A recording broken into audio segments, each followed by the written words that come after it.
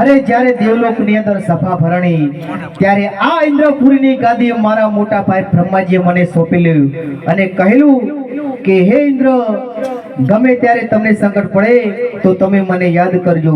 તો માટે લાવ આજે મારા મોટા ભાઈ બ્રહ્માજીને બોલાવું. હે આજે હે ઇન્દ્ર બોલાવે બ્રહ્મા આવજો રે.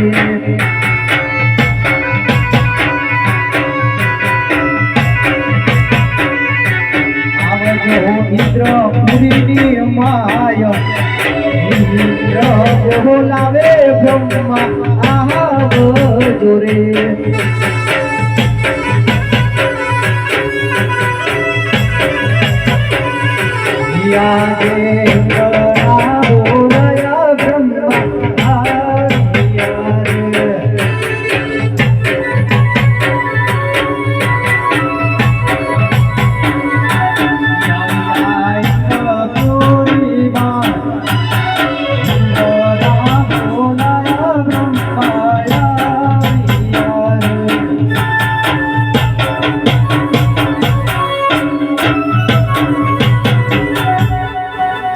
બોલો ઇન્દ્રજી, અમને બોલાવવાનું કોઈ કારણ? અરે બ્રહ્માજી, તમને બોલાવવાનું કારણ એટલું જ છે કે પહેલાના જમાનામાં ઋષિ મુનિઓ હજારો વર્ષ સુધી તપ કરતા, છતાં પણ મારા ઇન્દ્રાસનને કાંઈ આંચ ના હતી.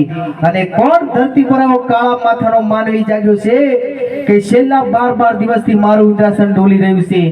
અરે મારું ઇન્દ્રાસન શું તે પડાવી લેવા માંગે છે? અરે જો આના વિશે તમે કાંઈ જાણતા હોય તો મને સાચું કહો, નહીંતર એના હું ધરતી મસ્તક જુદા કર્યું. અરે ઇન્દ્રજી, શાંત થાવ. આટલો બધો ગુસ્સો યોગ્ય નથી. જે રીતે તમારું ઇન્દ્રાસન ડોલી રહ્યું છે ને, એ જ રીતે મારું પણ બ્રહ્માંડ ડોલી રહ્યું છે. આ વાતની તો મને પણ જાણ નથી. આ વાત કદાચ આપણા મોટા ભાઈ વિષ્ણુ જાણતા હશે. તો બોલાવો વિષ્ણુજીને. આજ બ્રહ્મા બોલાવે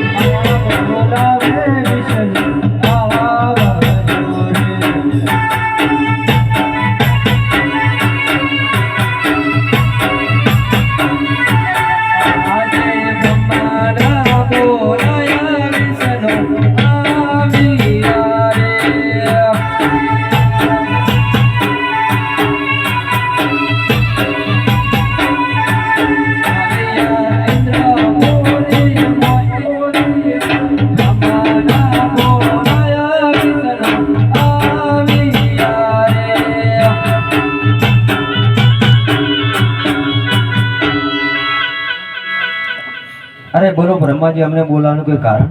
ઇન્દ્રજીને પૂછ્યું. અરે ઇન્દ્રજી, અમને બોલાવવાનું કોઈ કારણ?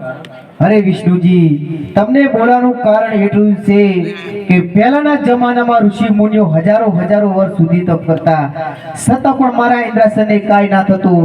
અને કોણ ધરતી પર આવો કાળા માથાનો માનવી જાગ્યો છે કે છેલ્લા 12 દિવસથી મારું ઇન્દ્રાસન ડોલી રહ્યું છે. અરે મારું ઇન્દ્રાસન શું તે પડાવી લેવા માંગે છે? અરે જો આના વિશે તમે કંઈ જાણતા હોય તો મને કહો, નહીંતર એના હું ધરતી મસ્તક જુદા કરી નાખું. અરે ઇન્દ્રજી, આમ ક્રોધ જ ના થાવ. જેમ તમારું ઇન્દ્રાસન ડોલી રહ્યું છે, એમ મારું પણ વૈકુંઠ ડોલી રહ્યું છે.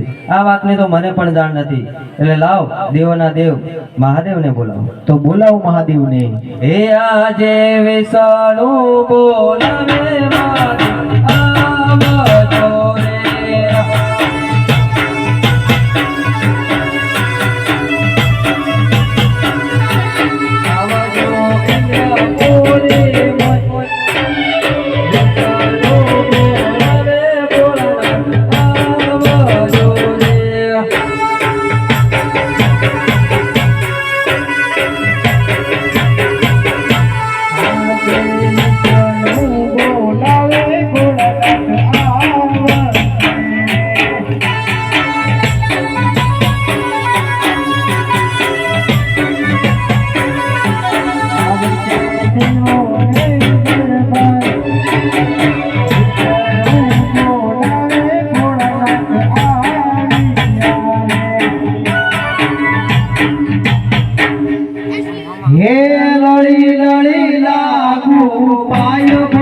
શંકર નળી નળી નાગો ઉપાય હરે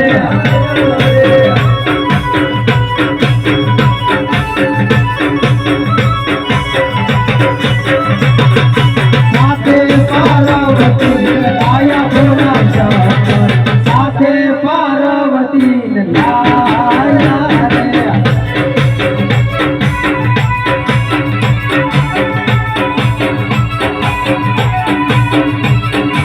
आयो पवन नो झोड़ो शंकर आयो पवन नो झोड़ो रे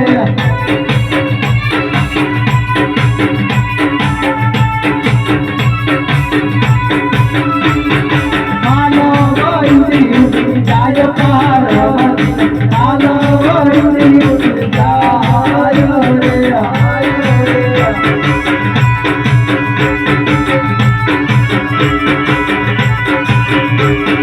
देवो ना दुखड़ा भागो भोला शंकर देवो ना दुखड़ा भागो रे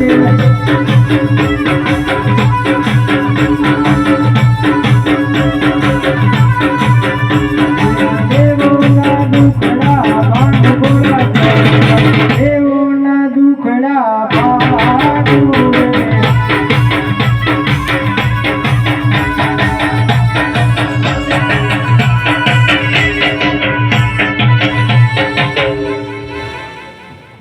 અરે બોલો વિષ્ણુજી, અત્યારે અહીં બોલાવવાનું કોઈ કારણ? અરે ઇન્દ્રજીને પૂછો. અરે બોલો ઇન્દ્રજી.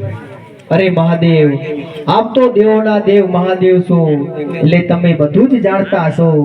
છતાં પણ કહું છું કે પહેલાના જમાનામાં ઋષિ મુનિઓ હજારો હજારો વર્ષ સુધી તપ કરતા, છતાં પણ મારા ઇન્દ્રાસનને કાંઈ આંચ ના આવતી. અને કોણ ધરતી પર આવો કાળા માથાનો માનવી જાગ્યો છે કે છેલ્લા 12 દિવસથી મારું ઇન્દ્રાસન ડોલાવી રહ્યું છે? અરે મારું ઇન્દ્રાસન શું તે છીનવી લેવા માંગે છે?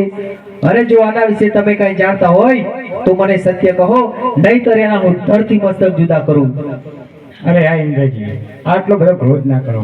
ક્રોધ કરવાથી બુદ્ધિનો નાશ થાય છે. તમારું ઇન્દ્રાસન કોઈ છીનવી લેવા નથી માંગતું, પરંતુ મારો લાડીલો, પ્રેમીલો અને કોકણ ગઢની અંદર રાજ કરતો એવો અજમલ રાજા જે મારી ભક્તિ કરી રહ્યો છે, માટે મારે તેમને સપનારૂપી દર્શન દેવા જવું પડશે. ભલે ભોળાનાથ. માટે દેવો તમે જાઓ દેવલોક મોજા. ભલે મહાદેવ. દેવો જાઓ તમે દેવલોક મોજા. ઓ જીવે